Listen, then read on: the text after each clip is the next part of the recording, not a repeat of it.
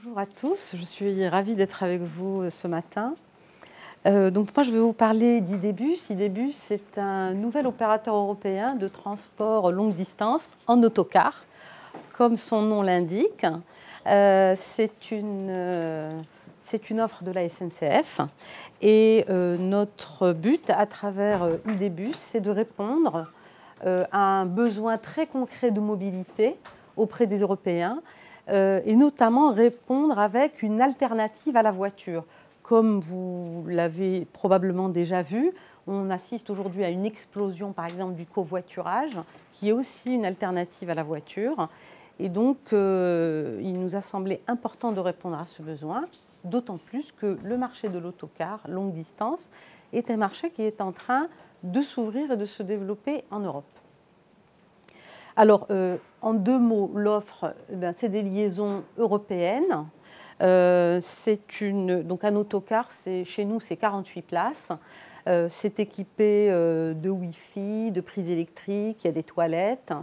Et il y a aussi un système d'information en temps réel à bord qui donne des informations sur la localisation, où sommes-nous, combien de temps il reste pour arriver à destination, si on est en retard, pourquoi on est en retard, etc. Donc voilà, la distribution se fait sur le web, sur mobile, dans des guichets, dans des gares routières, principalement. Voilà à peu près un rapide descriptif de l'offre. Mais mon propos aujourd'hui, c'est de vous montrer de façon très concrète comment nous nous sommes organisés pour écouter, observer nos voyageurs, nos clients, mais aussi nos personnels qui font des milliers de kilomètres en Europe tous les jours. Et donc, à travers cela, la relation client entre nos voyageurs et tous les personnels d'Idebus. Alors, en fait, le dialogue dans la relation client, qui dit dialogue, dit écoute, observation et aussi communication, échange d'informations. Donc, en fait, toute notre approche part du client, notamment du voyageur.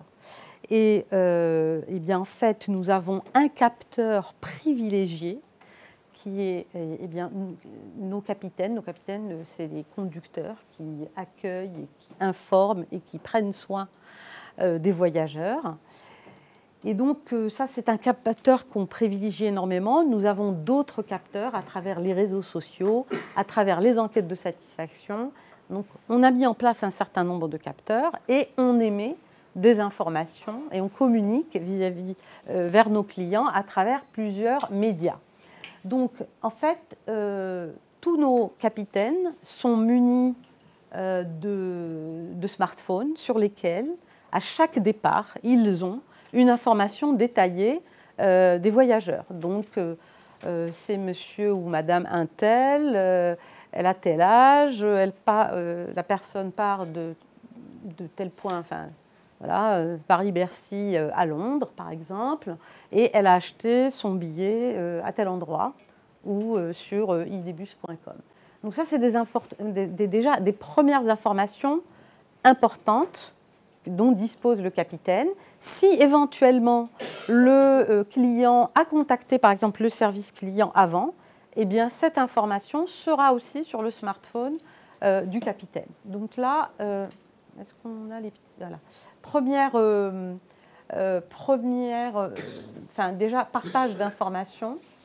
Deuxième partage d'informations, c'est que en fait, les voyageurs communiquent tout le temps sur les réseaux sociaux avant leur voyage, pendant leur voyage et après leur voyage.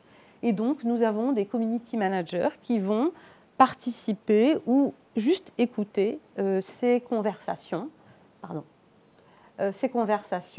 sur les réseaux sociaux. Et nous allons avoir des informations et des échanges réguliers et structurels, soit avec le service client, principalement avec le service client, entre le service client et les clients. Alors, d'une part, avant chaque voyage, nous leur envoyons un carnet de voyage. Le carnet de voyage, en fait, c'est un mail qui récapitule en fait le voyage et qui rappelle aux voyageurs les conditions du voyage. Et ensuite, après chaque voyage, nous envoyons des questionnaires pour avoir une information sur comment ce voyage a été réalisé. Donc ça, c'est des enquêtes de satisfaction, donc l'on fait tous les jours, 365 jours par an. Et bien sûr, les voyageurs ont la possibilité de faire des réclamations, soit sur le site web, soit auprès des capitaines, et soit bien sûr directement sur les différents réseaux sociaux. Donc en fait, nous allons, et je vais vous montrer de façon détaillée, comment on organise en fait tous ces échanges. Et quand je dis organiser, c'est d'une part c'est organisé, mais en grande partie on suit le comportement du voyageur. C'est-à-dire que s'il a envie de communiquer avec sa communauté d'amis sur Facebook ou autre, c'est là où le dialogue va s'établir. S'il a envie de communiquer directement vers le service client, c'est là où le dialogue va. Donc vraiment, on va s'adapter au canal qu'il va suivre et on va lui répondre sur ce canal. Donc bien sûr, nous sommes multicanal, nous sommes aussi multilangues parce que nous sommes européens. Donc on a des community managers qui parlent l'anglais, d'autres communiquent en français, en italien, en néerlandais. Voilà, parce que là aussi, c'est nous qui nous adaptons aux voyageurs et non l'inverse. Alors, la première des choses, c'est les collaborateurs d'Idébus. La première des choses, c'est... Alors nous avons la chance de partir d'une feuille blanche, donc on a recruté ces collaborateurs. D'abord, on choisit des gens qui aiment la relation humaine, qui ont une envie de l'empathie. Ça, c'est fondamental parce qu'ils vont être confrontés à des êtres humains tous les jours et dans des situations parfois difficiles. Donc, c'est très important de choisir finalement des personnes qui ont un relationnel, qui aiment en fait ces échanges et ces relations.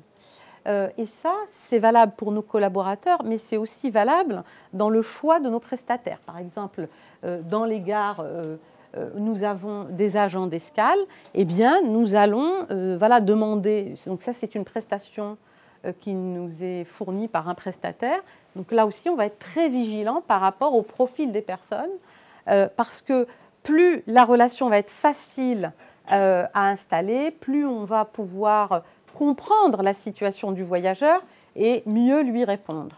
Alors que si on n'a pas...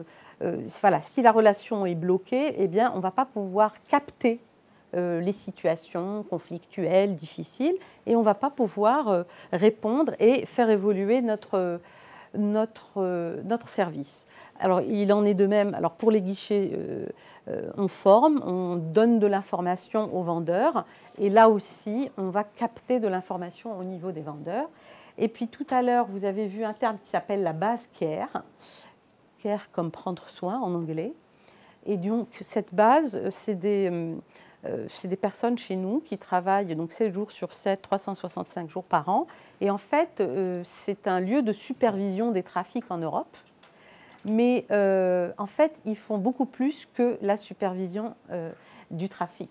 Ils vont finalement accompagner le capitaine pendant tout son voyage et ils vont en fait centraliser les informations. Alors, comment ça se passe? Ce qui est important pour nous, c'est que chaque événement vécu par un voyageur soit partagé et la solution, en fait, si c'est un problème auquel il faut trouver une solution, elle va être co-construite en interne, mais aussi avec les voyageurs. Donc, on a créé un moment et un lieu de partage hebdomadaire avec donc, les personnels de la base care qui, eux, suivent le trafic en temps réel toute la semaine et donc ils vont stocker et capter un certain nombre d'informations, d'événements, avec le service client qui lui aussi va capter de l'information, des situations, le capitaine qui lui est au contact des voyageurs. Chaque capitaine, après chaque voyage, va faire un rapport de voyage, donc ça c'est quelque chose qui est inscrit dans les processus de l'entreprise. Donc un capitaine va raconter ce qui lui est arrivé et ce qu'il a vécu pendant son voyage. Donc à l'embarquement, c'est bien passé, ça ne s'est pas bien passé, les difficultés auxquelles il a été confronté, avec le plus de détails possible. Il peut par exemple aussi dire, ben voilà, telle procédure, je ne l'ai pas appliquée, voilà la raison pour laquelle je ne l'ai pas appliquée, parce que ça va nous donner aussi des informations sur comment faut-il faire évoluer les process pour les adapter au mieux à l'expérience du capitaine. Donc le capitaine va nous remonter beaucoup d'informations sur son expérience à lui et celle des voyageurs. Les vendeurs, alors ici dans vente, il y a les vendeurs au guichet, mais ça c'est une infime partie. Il y a aussi l'équipe de e-commerce qui peut elle aussi capter des informations et qui va les partager. Alors, toutes les semaines, donc il y a une équipe, la Care Team, qui se réunit. Alors, qui est présent dans cette réunion? Donc, ça se fait physiquement ou à distance, parce qu'on a quand même plusieurs sites en France. Donc, on va avoir des opérationnels de différents sites qui vont être présents, de chaque site. On va avoir un représentant du service client. On va avoir ensuite des fonctions transverses qui, elles, vont être là pour comprendre quelles sont les difficultés rencontrées et qui vont commencer à réfléchir aux solutions possibles. Donc, on va avoir quelqu'un de l'équipe IT, bien sûr de l'équipe suivi qualité, satisfaction client, des ventes, et on peut avoir d'autres acteurs présents. On peut aussi les solliciter si on sait par avance les sujets qui vont... par exemple, on ne l'a pas cité là, mais par exemple, le responsable de la maintenance des autocars, participe aussi à cette réunion. Alors, qu'est-ce que l'on fait dans cette réunion? Eh bien, en fait, chaque personne présente va apporter toutes les informations captées sur ce qui s'est passé dans la semaine. Donc ça, c'est la première partie de la réunion. Et ce qui est très important, c'est qu'en fait, un même événement va être finalement rapporté, mais avec des éclairages différents. L'éclairage du client, l'éclairage du capitaine, l'éclairage du service maintenance, par exemple. Et ensuite, dans la deuxième partie de la réunion, nous allons sélectionner en fait les sujets que nous allons traiter, dans quel planning nous allons le traiter et qui va le traiter. Et donc, à la fin de la réunion, eh bien, on a des décisions, des actions et avec un planning. Et à la réunion suivante, eh bien, on fait la caisse. Qu'est-ce qui a été réalisé? Qu'est-ce qui n'a pas été réalisé? Pourquoi? Et ainsi de suite. Mais ce qui est très important, c'est qu'en fait, on va faire une newsletter care et on va écrire ce qui a été décidé ce jour-là, ce qui va être fait. Et quand on fait le point sur les actions qui sont décidées précédemment, ce qui a déjà été fait. Et donc, cette news care est distribuée déjà à tous les capitaines, à toutes les équipes opérations et en interne, largement diffusée dans la boîte et affichée dans différents locaux. Et ça, c'est extrêmement important parce que finalement, qu'est-ce qui va motiver un capitaine à rédiger son rapport de voyage? S'il n'a pas le sentiment d'être écouté, s'il n'a pas le sentiment qu'il se passe des choses, c'est-à-dire qu'on a agi pour répondre à ses attentes, eh bien, en fait, il va être démotivé et il va arrêter finalement de fournir ces informations. Et du coup, nous n'allons plus être alimentés sur des informations extrêmement importantes sur l'expérience client et sur la propre expérience du capitaine. Donc, cette communication interne est extrêmement structurante. Elle, quelque part, en fait, elle crédibilise et elle crée de la confiance et elle crée énormément de motivation en interne. Donc tout le monde est mobilisé sur comment j'améliore, face à un problème, comment j'améliore la situation. Alors, après, il faut prioriser les actions parce qu'il y a une infinité de sujets qui remontent chaque semaine. Il faut en traiter un maximum, mais dans un certain ordre. Alors, l'ordre est donné par les clients. Donc, je vous ai dit tout à l'heure qu'on faisait des enquêtes clients de façon continue. Donc, on les analyse de façon mensuelle. Et ce qui est très très important, c'est qu'on essaye de comprendre quels sont les critères qui construisent cette satisfaction. Et en ce qui nous concerne, donc en fait, dans ce schéma, qu'est-ce qu'il représente? Les points, c'est les différents critères que nous mesurons dans la satisfaction globale. Les barres verticales et horizontales, c'est la moyenne. Alors sur l'axe des abscisses, c'est la satisfaction. Alors ce qui est entre parenthèses, c'est les très satisfaits. Ce qui est entre parenthèses, et ce qui est hors de la parenthèse, c'est les clients satisfaits. Et donc, sur l'axe désordonné, en fait, là, c'est la moyenne de l'importance de chacun des items. Et l'importance des items, en fait, c'est le coefficient de corrélation entre les critères et la satisfaction globale. Donc, en fait, on analyse ces chiffres-là et qu'est-ce que nous dit qu'est-ce que nous donnent ces résultats? C'est que dans la satisfaction client, ce qui est important, c'est d'abord la ponctualité. Alors, en fait, honnêtement, venant de l'univers TGV, on se disait, sur un Paris-Lyon, 2 heures de transport, 10 minutes, c'est important en termes de retard. Mais quand on fait Paris-Lyon en 8 heures, Paris-Londres en 8 heures, franchement, 10 minutes de retard, ça compte peu. Eh bien si, ça compte beaucoup. Et vous voyez, l'item le plus important dans la satisfaction, c'est la ponctualité. Ensuite, il y a un autre item qui est très important et qui résulte du service que nous avons créé, c'est le Wi-Fi. En fait, les clients qui viennent chez nous sont des clients qui sont très intéressés par le Wi-Fi parce que ça leur permet de se divertir, de travailler à bord. Le Wi-Fi est gratuit, il fonctionne dans les 6 pays, sans couture, c'est-à-dire vous traversez la France vers la Belgique ou l'Italie, ça fonctionne. Ça fonctionne même dans un sens sous le tunnel sous la Manche. Eh bien, vous voyez, c'est très important pour eux, mais ils ne sont pas très satisfaits. Donc, vous voyez, ça, c'est un item sur lequel on travaille énormément. On investit beaucoup de temps et d'argent pour essayer d'améliorer la satisfaction des clients sur cet item-là. Et ensuite, on a d'autres items qui sont très importants. C'est le rapport qualité-prix, vous voyez, le comportement et la relation au capitaine ou le confort à bord. Donc, nous allons aussi hiérarchiser nos actions et donc nos investissements en temps, hommes et en euros par rapport à cette priorisation en fait, des critères de satisfaction. Alors, la satisfaction, c'est un élément qu'on suit régulièrement et on suit particulièrement en fait les tout à fait satisfaits, donc c'est la ligne verte. En moyenne, en 2013, ça représentait 60% et notre taux de satisfaction moyen sur 2013, c'était 97%. Dans le domaine des transports, c'est exceptionnel. Donc, on le suit régulièrement, on mesure l'impact, par exemple, des prix que nous faisons sur cette satisfaction, l'impact même du taux de remplissage de l'autocar là-dessus, donc on est extrêmement vigilant.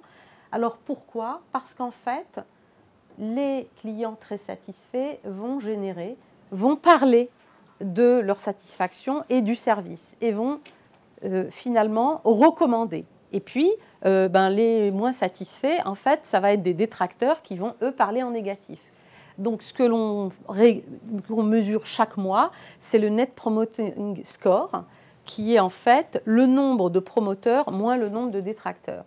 Mais au-delà de la mesure, parce que la mesure, ça nous donne un warning, ce qui est très important, et votre question était très pertinente, ce qui est très important pour nous et ce que l'on va d'abord travailler, ce n'est pas les promoteurs, mais c'est les détracteurs. Pourquoi? Qu'est-ce qui ne leur plaît pas?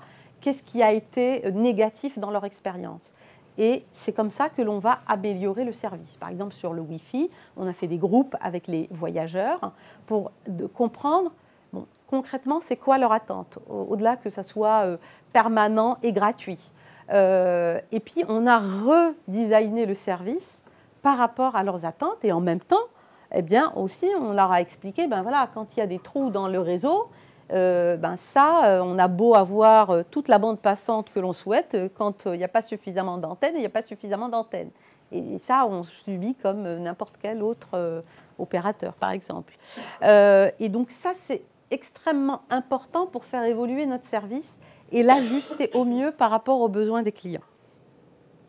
Alors, ce que génère aussi la satisfaction et la recommandation, c'est quelque chose qui a un fort impact sur le business, c'est que les clients très satisfaits vont revenir. Et donc, vous voyez ici en rouge, donc nous avons lancé Idébus en juillet 2012, et vous voyez en rouge, c'est les clients qui reviennent, c'est tout le repeat business ou le repeat booking. Eh bien, en fait, ces clients-là, on n'a pas besoin d'investir beaucoup, ils reviennent. C'est de la part de marché sécurisée, c'est du chiffre d'affaires sécurisé. Dans un environnement concurrentiel comme le nôtre, c'est extrêmement important. Donc, vous voyez, la satisfaction ou la recommandation, ce n'est pas juste un élément de communication pour raconter que l'entreprise est belle, jolie et crédible, c'est qu'il y a un impact majeur sur le business. Et donc, en termes d'investissement marketing et investissement de communication, eh bien, ça nous permet en fait de mieux optimiser nos investissements. Alors, attendez, je vais... Voilà. Et donc là, en bleu, c'est nos nouveaux clients. Donc vous voyez, on a les nouveaux clients qui augmentent et le repeat business qui se propage. Enfin, je vous ai parlé tout à l'heure des réseaux sociaux. Eh bien, les voyageurs s'expriment beaucoup sur les réseaux sociaux. Ça, ce n'est pas une nouveauté. Nous observons ça depuis pratiquement... Nous, on l'observe depuis 2006. Hein, précédemment... je l'observais beaucoup sur IDTGV. Qu'est-ce qu'ils racontent sur les réseaux sociaux? Alors ça, c'est très important. D'abord, avant le voyage, ils vont venir se renseigner. J'ai envie d'aller de Paris à Londres. Je n'ai pas un budget énorme. Qu'est-ce que je peux faire? Eh bien, il va y avoir quelqu'un qui va leur proposer, moi j'ai testé Idébus, qu'est-ce que tu en penses? Enfin voilà, ils vont venir poser des questions de comment le voyage se passe, parce que l'autocar en France, c'est très peu connu. En Europe, il y a 2 pays où l'autocar est très développé, c'est la Grande-Bretagne et l'Espagne. Et donc, en fait, là, nous sommes en train de diffuser un nouvel usage. Et donc, donner de l'information sur comment ça se passe, comment le voyage, où est la gare de départ. Il y a beaucoup de gens qui pensent que c'est dans des gares ferroviaires. Ben non, pas forcément. Il y a des gares routières, etc. Et donc, en fait, là, c'est la communauté qui répond à la communauté. Et quand ça se passe comme ça, eh bien, ça veut dire que c'est autant d'appels en moins qui arrivent au service client. Et donc, ça fait autant de coûts en moins pour l'entreprise. Et en plus, quand c'est la communauté qui parle à un membre de la communauté, le discours a beaucoup plus de crédibilité. Donc nous, on est toujours plus contents quand quelqu'un parle de nous positivement sur les réseaux sociaux, parce que quand nous, on parle de nous positivement, ça n'a aucune valeur. Donc ça, c'est avant le voyage. Pendant le voyage, eh bien, c'est assez étonnant, mais ils prennent un nombre de photos hallucinant et ils envoient ça en temps réel. Donc, parfois, on découvre des choses assez surprenantes, mais c'est aussi une façon d'inscrire une relation, c'est aussi une nouvelle façon de communiquer, c'est de partager des photos. Et à l'arrivée, eh bien, il y a un grand nombre de réclamations qui se font sur les réseaux sociaux. C'est « je ne suis pas content » et je l'exprime haut et fort. L'intérêt, quand on a beaucoup de clients très satisfaits, eh bien, ils répondent aux clients non satisfaits quand c'est légitime. Et là aussi, ça a beaucoup plus de valeur que quand c'est notre service client qui répond. Donc, je suis désolée, mais je ne suis pas d'accord avec le monsieur d'EDF, parce qu'aujourd'hui, les réseaux sociaux, c'est certes la place publique, mais il y a de plus en plus de personnes qui veulent parler sur la place publique. Et ils veulent une réponse sur la place publique. Et donc, nous, on va sur la place publique. Et donc, l'idée de dire les gens ont envie d'une relation personnalisée et donc on va, hop, les envoyer au service client, je n'en suis pas convaincue. En tout cas, nous ne vivons pas ça, mais absolument pas. Et puis, là aussi, il y a une conséquence directe sur le business. C'est que c'est un facteur de développement de notoriété fort. Et donc, ça veut dire des budgets en com plus ajustés, moins importants. Et donc, vous devez certainement... Voilà, donc ça a un impact sur le business. Alors, là, je vous ai parlé essentiellement donc, de la relation et de l'interface entre le voyageur et les capitaines. Ce que nous cherchons à faire, c'est faire cela à tous les niveaux de l'entreprise.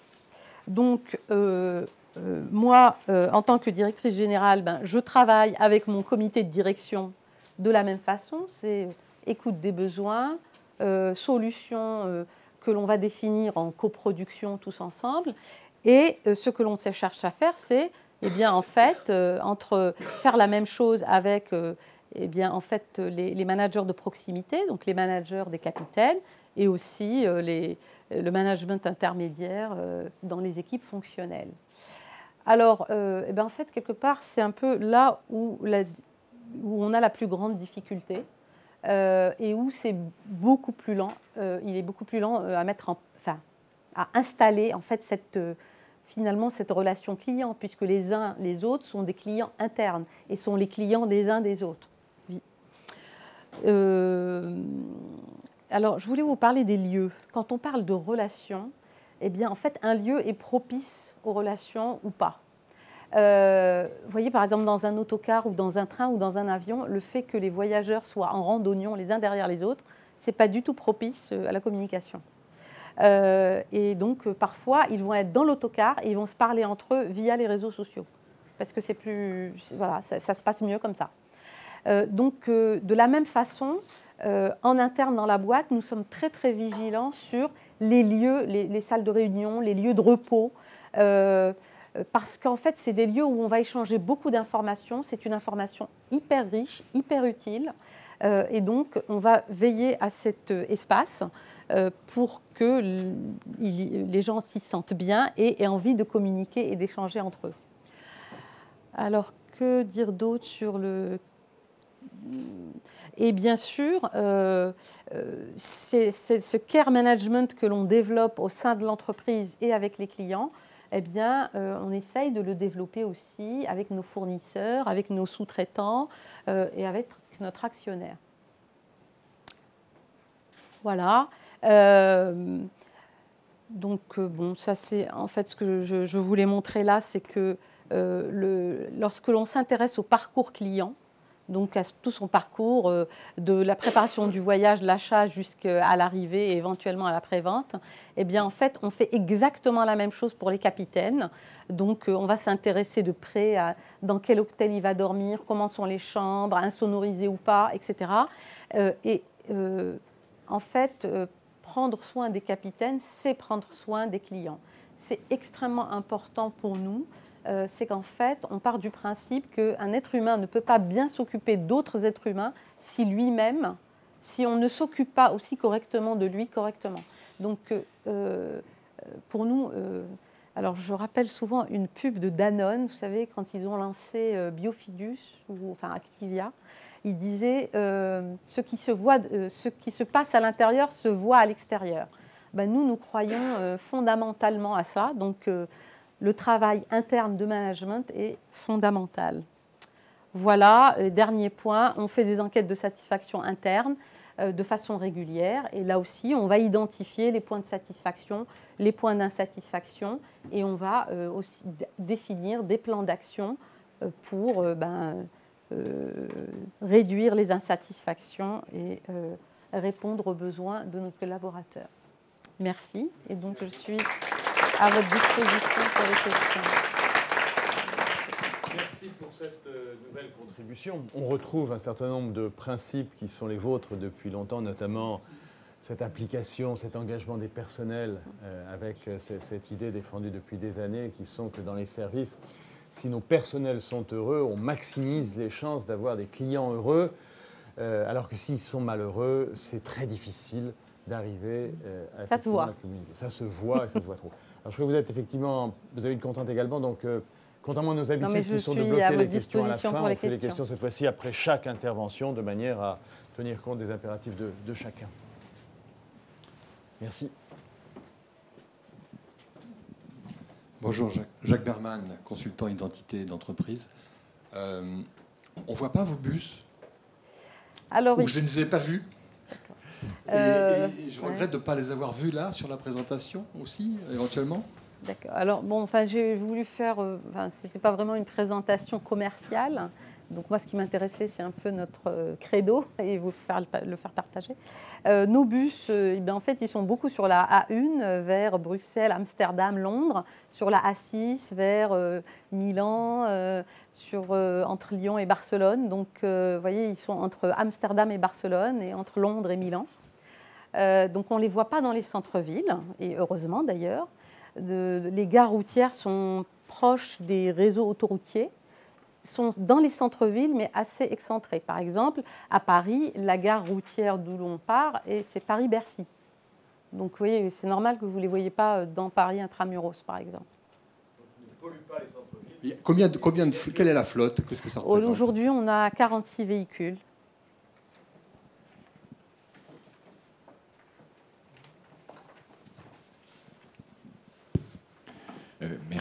Merci pour cette présentation qui fait la promotion du bus. C'est un moyen de transport agréable. Mais je crois qu'il faut qu'on parle de la problématique du bus, puisqu'on est en dialogue. Vous avez fait un lapsus révélateur tout à l'heure en disant Paris-Lyon et vous vous êtes vite reprise en disant Paris-Londres. Le problème, c'est qu'il y a un vrai paradoxe, parce qu'on peut trouver un bus pour aller à Poznań, ma belle famille est polonaise, mais je ne trouverai jamais un bus pour aller en France. Si je veux faire un Paris-Nantes, c'est pas possible. Parce qu'il y a un monopole de la SNCF sur les bus, et s'il y a une jolie start-up qui voudrait se lancer sur un Paris-Nantes avec un bus à hydrogène, par exemple, elle en a l'interdiction. Est-ce que ce que je dis est vrai? Et est-ce que vous ne trouvez pas que ce monopole est un peu gênant? Et on arrive à un double paradoxe. C'est qu'on peut aller partout en Europe, y compris au fin fond de l'Ukraine, en bus. On ne peut pas aller en France en bus. Et l'autre paradoxe, c'est que bientôt, on va avoir des trains étrangers sur nos lignes de chemin de fer, mais il y aura toujours un monopole des bus. Je me trompe? Je réponds... Non, mais j'ai ça. Alors... Donc, on va faire un peu d'histoire. 1982, la loi sur les transports, la LOTI, qui installe effectivement, la SNCF est un monopole d'État. Donc, l'État actionnaire a décidé d'investir fortement sur le ferroviaire et donc a décidé de fermer le marché de l'autocar longue distance en France. Ça n'a pas été le choix du gouvernement espagnol, ça n'a pas été le choix de la Grande-Bretagne. Récemment, c'était exactement le même choix en Allemagne et l'État allemand a décidé l'année dernière, en 2013, d'ouvrir le marché de l'autocar longue distance. Donc en Allemagne, depuis le 1er janvier 2013, le marché allemand est totalement ouvert. Donc nous pensons que l'État, bientôt, va décider d'ouvrir le marché. Comment? Je ne sais pas, mais il va ouvrir le marché et donc ça va permettre à n'importe quel opérateur de créer et d'offrir des destinations longue distance en France. Et d'ailleurs, c'est pour ça qu'on a fait Idébus, pour nous préparer à l'ouverture de ce marché.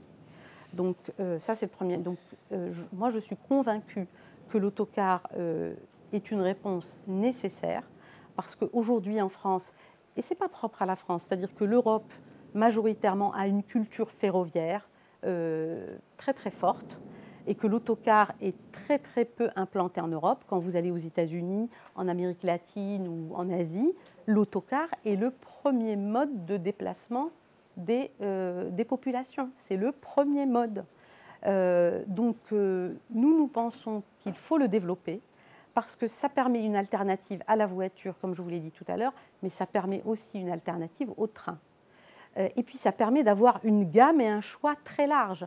Vous pouvez faire Paris-Lyon en 2 heures en TGV, vous pouvez le faire en 4 heures en TER et vous pouvez le faire en 6 heures en autocar. Et c'est très important de donner le choix aux clients. Donc oui, nous attendons l'ouverture de ce marché. Non, ce n'est pas la décision de la SNCF, c'est l'État qui décide, parce que c'est l'État actionnaire et c'est lui qui met des milliards sur la table dans le système ferroviaire. Et donc il a décidé de fermer jusqu'à présent le marché. Voilà. Je crois que Merci de m'avoir posé la question.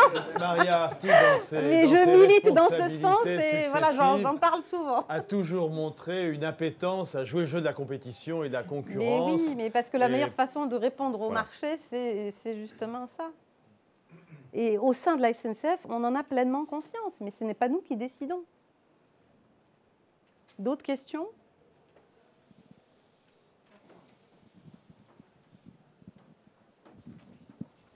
Bonjour, Aymeric Lambet, conseiller en stratégie. Je voudrais revenir sur les lieux de rencontre, parce qu'à un moment, vous avez quand même expliqué que c'est les lieux, et que vous faisiez bien attention à la fois sur les réseaux sociaux, mais également sur les lieux de rencontre physiques. Et c'est là où j'ai été un peu surpris. Je me suis dit, vous êtes un nouveau mythique. Vous êtes là pour créer des rencontres avec vos clients. Et là où j'étais surpris sur Internet, c'est que vous dites, ce qui est bien, c'est que les clients répondent aux clients. C'est que finalement, les clients échangent via le Wi-Fi, via les réseaux sociaux au travers du bus. Vous n'avez pas peur que ce n'est plus un dialogue entreprise-client, mais juste un dialogue client, interclient, client-client? Et comment alors peut-être que j'aimerais que vous précisiez vraiment sur comment vous placez dans ce dialogue interclient. Est-ce que vous les laissez vraiment libres ou est-ce qu'il y a une place de votre entreprise et de la communication là-dessus? D'abord, quand un client parle de nous, et surtout quand il en parle positivement, c'est bien à deux titres. D'abord, un client qui parle à un client, il est toujours plus crédible qu'une entreprise. Aujourd'hui, il y a une tendance très lourde, c'est que les marques, les grandes boîtes perdent en crédibilité. Donc on ne va pas se raconter d'histoire. Et que la communauté d'internautes a une crédibilité et une légitimité beaucoup plus importante que ces marques. Donc, quand ils parlent de nous, nous en sommes très contents parce qu'ils sont plus crédibles. Donc ça, c'est le premier point. Le deuxième point, c'est que la façon comment nous allons entrer dans ce dialogue entre membres de la communauté, on va le faire de façon très transparente et très subtile. Très transparente, c'est que nos community managers s'identifient comme community managers. Donc Alexis est community manager à Paris et il se présente en tant que tel sur les réseaux sociaux. Il ne se cache pas derrière un pseudo en racontant que c'est un voyageur comme les autres. Et donc, quand il va intervenir, soit il va compléter une information du style, par exemple, un élément important des conditions générales de vente parce qu'il y a un client qui n'a pas compris ce qui lui est arrivé, ou bien il peut décider de prendre en off, pas directement dans le feu du dialogue, l'internaute et lui proposer un échange sur un point précis s'il considère que le problème de cet internaute est vraiment très particulier à lui et qui peut lui trouver une solution en dehors de cette discussion.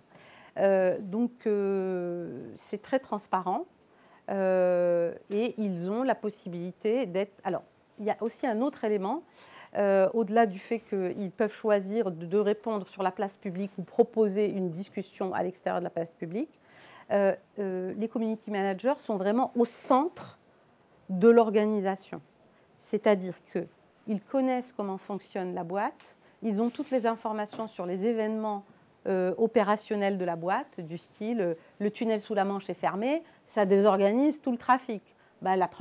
Une des premières personnes qui doit être au courant, c'est le community manager, parce que sinon, qu'est-ce qu'il va voir? Il va voir débouler un tas d'informations. Et donc, il faut qu'il ait ces informations, qu'il en ait la primeur. Donc, il sait comment la boîte fonctionne, il connaît les bonnes personnes à qui il peut poser des questions et il est lui-même informé. Et on lui fait totalement confiance. C'est-à-dire que moi, je ne contrôle pas ce qu'il va raconter tous les jours sur les réseaux sociaux. Enfin, une fois par mois, j'ai un petit résumé de ce qui se passe, où il me met les points importants. Et d'ailleurs, c'est partagé de façon assez large dans la boîte. Donc ça, c'est extrêmement important. La confiance qu'on va accorder à cette personne qui va parler au plus grand nombre. Je ne sais pas si j'ai répondu à votre question. Oui, mais il y avait les endroits de rencontre physiques.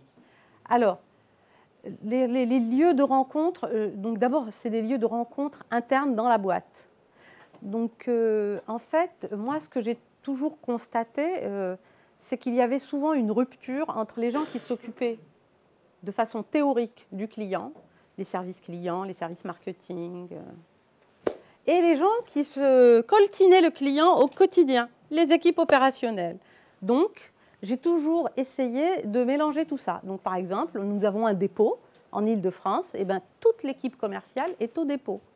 Et donc, ils croisent tous les jours les capitaines, leurs managers, etc. Et donc, de cet échange va naître en fait beaucoup de nouvelles idées. D'abord, les marketeurs, les responsables du e-commerce, etc. vont avoir beaucoup d'informations qu'ils ne pourraient pas avoir autrement. Et puis, ils sont beaucoup questionnés par les capitaines qui vont avoir de l'information directe. Alors après, que de façon concrète, les salles de réunion ou les salles de repos ou les salles où ils peuvent manger ou jouer, je sais pas, par exemple, on a fait appel à un maître Feng Shui qui nous a travaillé ça pour qu'ils se sentent bien. Et quand ils s'y sentent bien, ils restent plus longtemps. Quand ils jouent, par exemple, au baby-foot entre eux, ils vont se parler, ils vont apprendre à se connaître. Et en fait, dans cette relation-là, va naître de la coproduction, vont naître des projets auxquels, a priori, souvent, on n'y aurait pas pensé ou on ne l'aurait pas anticipé de cette manière. Et donc ça fluidifie les échanges d'informations dans la boîte. Est-ce que j'ai répondu à votre question ? Merci. Quel est le cœur de cible de Idébus ? Alors, nous sommes encore jeunes. Nous existons depuis seulement 2 ans. Nous avons à peu près 2/3 de nos clients, c'est des jeunes. Mais en fait, quand on analyse des marchés matures de l'autocar, il y a 2 cibles majoritaires, c'est les jeunes et les seniors. Mais bon, les seniors, il va leur falloir un peu plus de temps pour aller sur ce nouvel usage. Voilà. Sinon, pendant les vacances scolaires, on a des familles.